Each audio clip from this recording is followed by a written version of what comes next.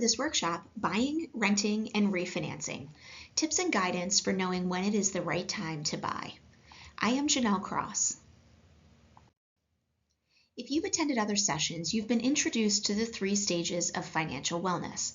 If this is not familiar, look for the Money Milestones workshop, which explores these stages in detail. This session is a Stage 1 financial safety course. Let's start with a question. What is the best investment you've ever made? Or, if you asked a parent or grandparent, what do you think they would say? While you might hear things like saving in my 401k, investing in education, or investing in family, the most common answer I hear is buying a home, which is often accompanied by a story of how you bought a home for $50,000 and sold it for $250,000. In fact, for generations, we've been conditioned to believe that buying a house is essential to achieving the American dream, which is a very emotional way to frame what is essentially a financial transaction. While there are good reasons to buy a house, both emotional and financial, our goal is to break this decision down to the pros and cons so you can decide what's right for you. We do not believe owning a home is always a dream, nor do we believe renting is throwing money out the window. Rather, we believe people should make wise financial decisions. Now, most of us can't afford to make our first home our dream home, so it may be best to rent while you save to buy a better starter home. In my 20s, my dad told me that the mortgage is the least expensive part of owning a home. I had no idea what he meant then, but I sure do know now.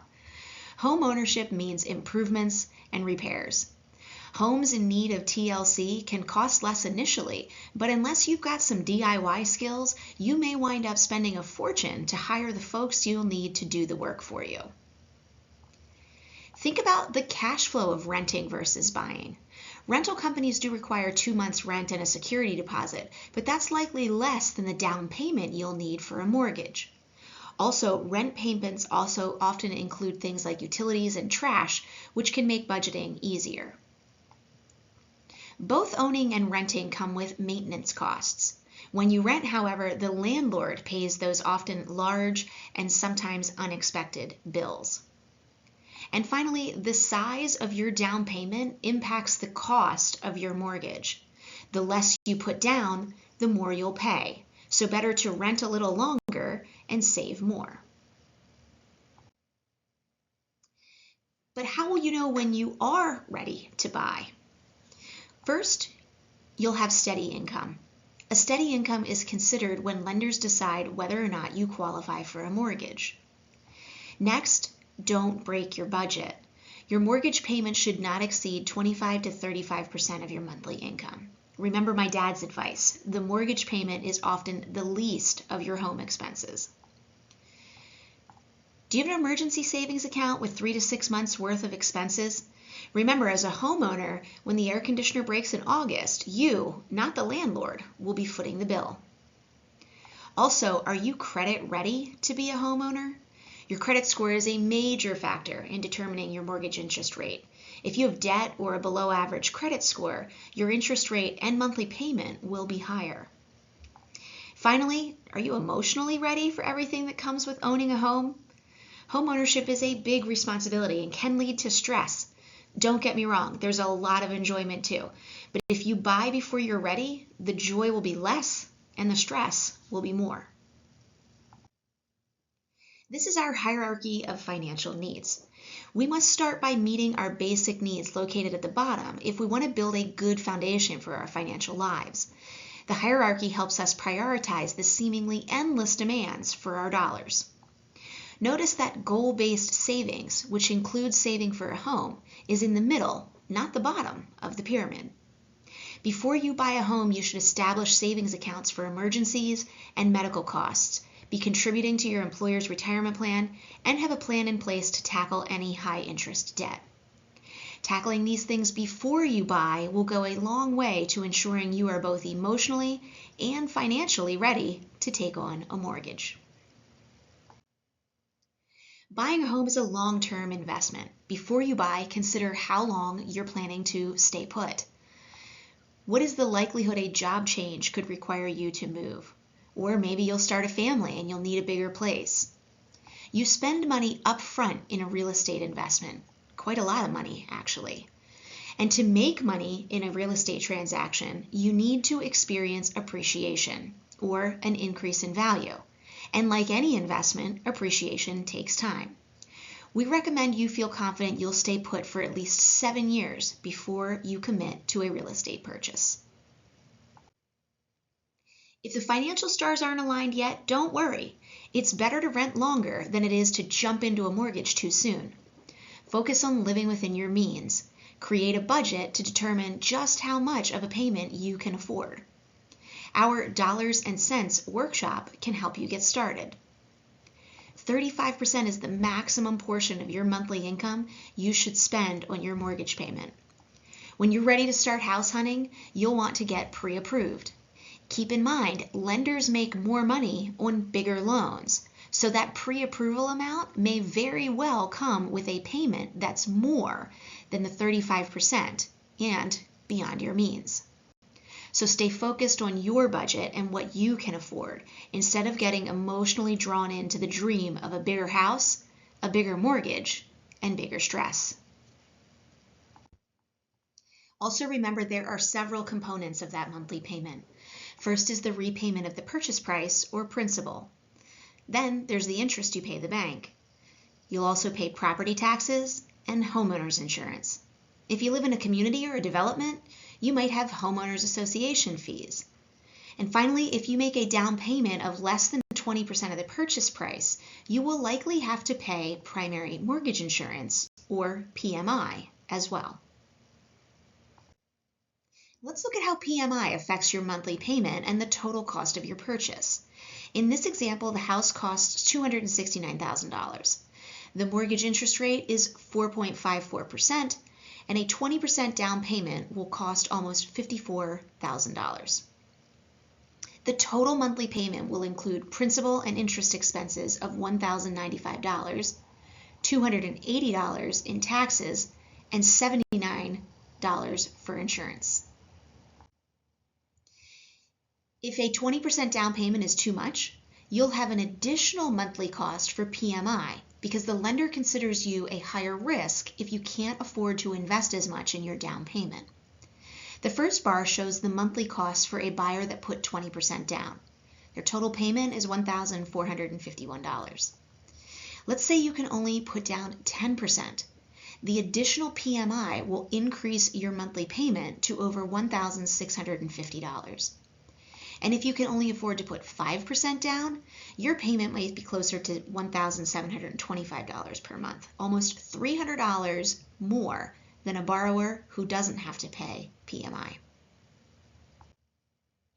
And this extra cost has an even bigger impact on the total cost of paying off that mortgage.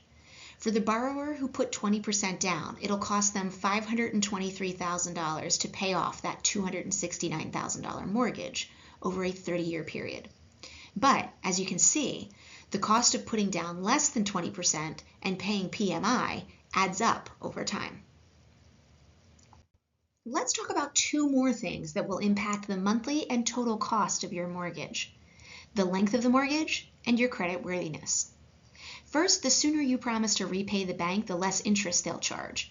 Here again, though, be sure you're sticking to that guideline of spending no more than 35% of your monthly income on that mortgage payment. In this example, we'll consider a $400,000 home purchase and look at the difference between a 15-year and 30-year mortgage. Because you have to repay the $400,000 over a shorter period, the 15-year mortgage will cost more per month. But the interest rate charged by the lender will be lower because they'll get their money back sooner. That means it will cost a lot less to pay back that $400,000 loan over 15 years than paying it back over 30. The same concept applies to your credit worthiness, because a lender will charge a higher interest rate to a borrower with a lower credit score. That means improving your credit before you buy could save you thousands in the long run. It is important to understand the differences between being pre-qualified and pre-approved, which are two key steps in the mortgage application process. Getting pre-qualified is informal and there's no obligation, whereas getting pre-approved is a formal commitment from the lender. When you get pre-qualified, you receive a maximum amount you can mortgage, but once you are pre-approved, you'll have a specific purchase price and loan amount. Lastly, pre-qualifications are pending a final verification, whereas pre-approvals are based on facts that are verified by documentation. Once your lender begins asking you for documentation to prove your income and finances, you'll know you're in the process of pre-approval.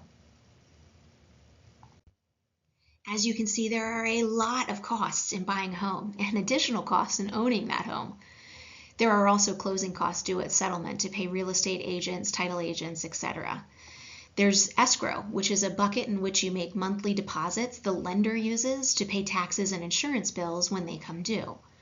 Often you must make an initial investment for the full annual amount at closing time. You may also need to pay appraisal and inspection fees in order for the lender to approve the purchase. There's probably transfer taxes and maybe title insurance as well. Closing costs can be substantial, typically ranging between $6,000 and $15,000 over and above your down payment. Let's wrap up with refinancing. Mortgage interest rates change all the time. Over the 15 or 30 years of your mortgage, interest rates may drop below the rate you paid when you originally purchased the house. Or maybe your credit has improved. Or maybe you've made enough payments that you would not have to pay PMI on a new loan. All of these may be reasons to consider refinancing your mortgage. Another reason folks consider refinancing is to take cash out, which basically means giving back part of your home to the bank. Let me explain what I mean by that. When you do a cash out refinance, the bank recalculates the terms of your loan, including the balance you owe. Let's say you took a $250,000 mortgage and now owe $170,000. Now you need $25,000 for home improvements and decide to do a cash out refi. That means your $170,000 balance owed will increase to $195,000 owed. You'll also have closing costs and interest to pay back that $25,000. If you're doing home improvements or paying for education, that might be money well spent. But we caution against doing a cash out refi to pay off bad debt, like credit cards or auto loans. In the case of credit cards especially, unless you've also developed better cash management habits, you might find yourself right back in credit debt in a few years, but with a higher mortgage balance.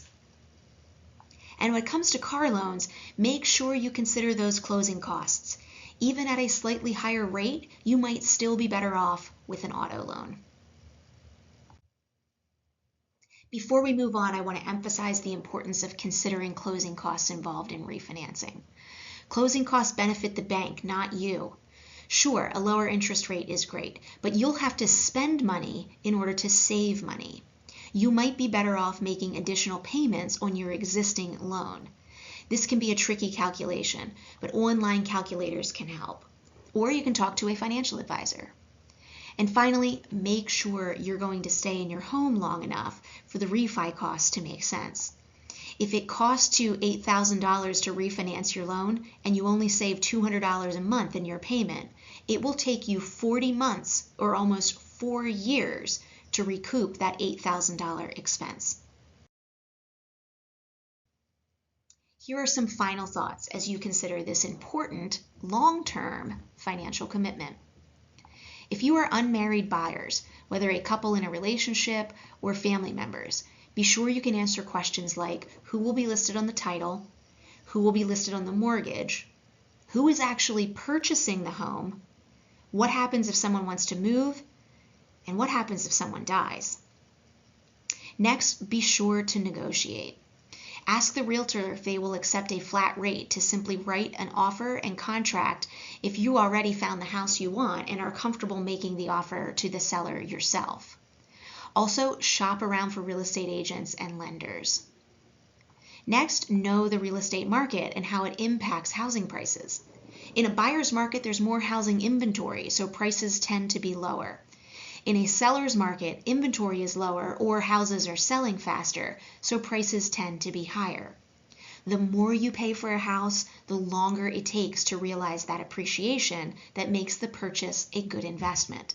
So if you buy in a seller's market, make sure you can make a good down payment and be as certain as you can that you're going to stay in that house for a long while.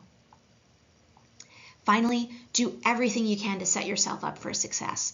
There's a lot to love about home ownership, but this is first and foremost a lifestyle decision. Buying a home requires work and money. Owning it can lead to stress. Take on a mortgage when you're ready, not because you're worried you'll miss out on the American dream. This is a big financial decision, and like we suggest with all big decisions, just focus on the next best step. And if you don't know what the next best step is, remember that Align is here to help you. Just reach out. Thanks for spending some time with me today. We look forward to connecting with you.